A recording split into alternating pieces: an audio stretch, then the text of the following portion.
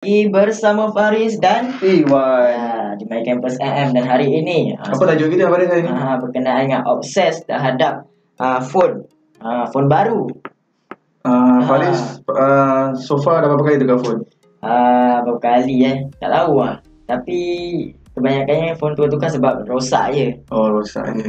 Tapi kita sekarang sebenarnya nak kupas tajuk berkenaan dengan obses gadget dalam kalangan student kita. Sebenarnya ia menjadi keperluan ataupun nak untuk menunjuk-nunjuk ataupun sebab apa? Sebab selalunya kita terfikir juga mana datangnya duit budak-budak student ni pergi handphone kan? Adakah guna duit PTPTN ke? Adakah memang mak bapak bagi duit setiap kali keluar model baru yang diorang memang mak bapak bagi ke kan? Itu yang menjadi tanda tanya sebenarnya.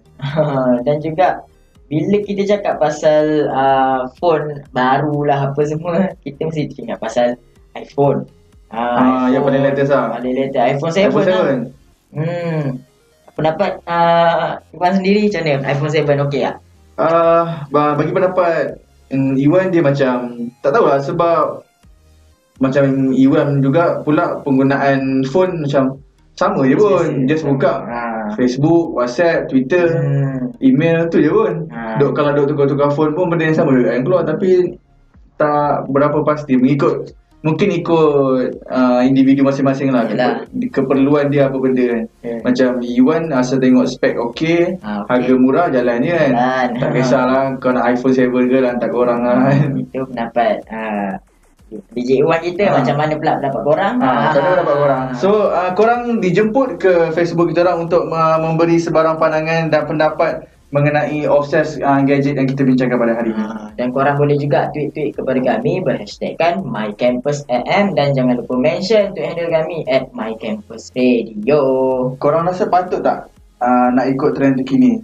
Maksudnya keluar je phone baru, perlu tak kita nak ikut trend? Sebab kadang-kadang kalau beli iPhone, bukan iPhone lah, beli benda-benda baru ni, gadget yang baru-baru ni, kadang-kadang dia tak gunakan sepenuhnya.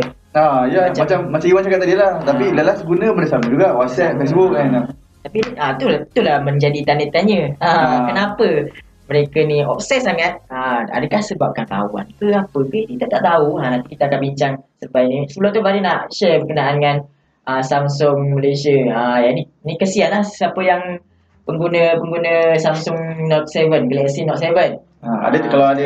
Kalau ada di kalangan pendengar kita pelajar kampus yang sedang mendengar dan yang menggunakan Galaxy Note 7, diminta mendengar apa yang Faris nak sampaikan. Faris petik daripada astroawani.com, di mana Samsung Malaysia minta pemilik Galaxy Note 7 matikan gadget itu segera. Kenapa? Ini kan kes meletup-letup. Samsung Malaysia di mana minta semua pemilik tempahan awal Galaxy Note 7 untuk matikan gadget mereka dengan segera.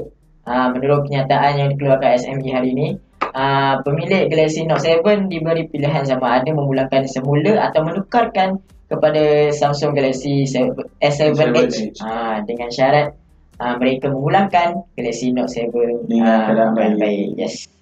Ini pun jadi apa orang kata, kesian. Bukan kesian lah, kira orang dah beli kan. Orang yang obses terhadap handset baru-baru ni, dia baru beli benda ni, baru beli Note 7 ni, macam mana perasaan mereka? Lagi kesian kalau dalam kalangan student. Diorang dah beli penat-penat sekali, alamak, rosak pula, meletup pula kan. Tengok contoh syarat yang macam seperti Samsung kemukakan dah kena memulangkan dalam keadaan baik. Bayangkan kalau dia baru beli, lepas meletup, macam mana nak pulang? Habis ada PTPTN. Terbang begitu saja. PTPTN InsyaAllah tu. Itulah. Ada juga, ini tak tahulah betul tak, Farid petik daripada arah.com, www.arah.com, kata pengguna terluka akibat iPhone 7 meledak saat merakam video.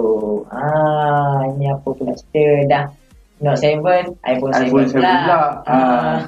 Bila teknologi terlalu moden pun kadang-kadang merisaukan kita juga kan. Bahaya. Risau jugalah. Dan juga nanti kita orang akan kupas lagi mengenai dengan topik ni.